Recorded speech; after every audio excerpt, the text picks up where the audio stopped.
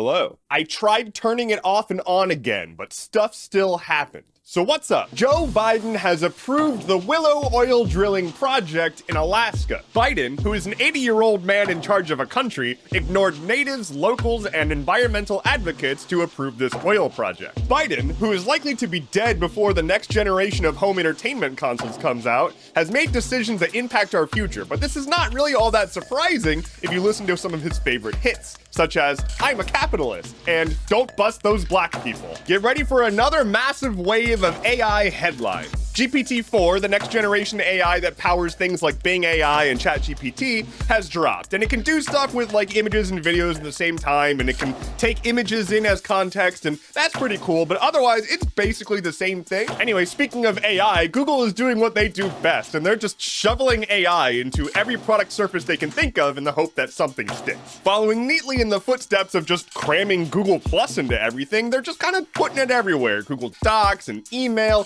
who knows what's next. By my calculation, Google will kill this project in approximately 8 months. Warning, warning, warning. You are about to see a bunch of outraged headlines from bad faith outlets talking about reparations. A committee in San Francisco was tasked with estimating what it would look like to do real reparations for black people in America, basically saying, hey, like, slavery wasn't great, and also we've suppressed black people for centuries. So what would it take to correct that financially? It is a thought experiment, but one of the things this committee put out was the notion of giving every eligible black person $5 million. While that would be kind of dope, it really doesn't undo the history that we've got here, and also, it's just a thought experiment. This is not policy, and this is not binding, and this is nothing. It's just the output of a thought experiment, but it's gonna make a lot of headlines. Zuck would prefer to just not have employees. Meta is laying off another 10,000 people, again, after laying off 13% of their workforce a little while ago. And because it's all the rage to lay people off via blog post, the title of this blog post, laying off 10,000 human beings, was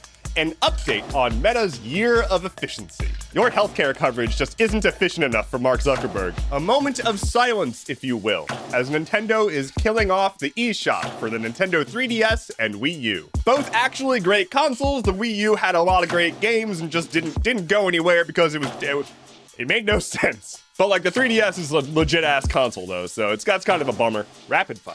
Biden said he's gonna do something about guns. I doubt anything's coming from that. The Fed will be opening an investigation into what happened that caused Silicon Valley Bank to fail, and hopefully that results in Peter Thiel being put in jail, but I have my doubts. An autopsy from a protester who was murdered by cops for protesting Cop City in Atlanta showed that this person was murdered while they had their hands in the air. Microsoft Teams will soon be rolling out an option to use a 3D avatar instead of your fleshy body. According to data from the FBI, hate crimes in America had a sharp rise in 2021. Alongside getting rid of their 10,000 employees, Meta is also getting rid of NFT support on Facebook and Instagram. An appeals court in California has ruled that Lyft and Uber drivers can remain contractors.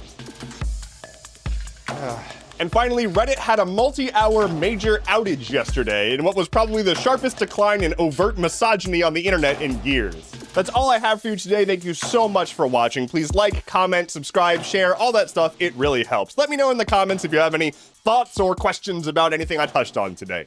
My name is Endeavorance. I'll be back on Friday. Take care and be well.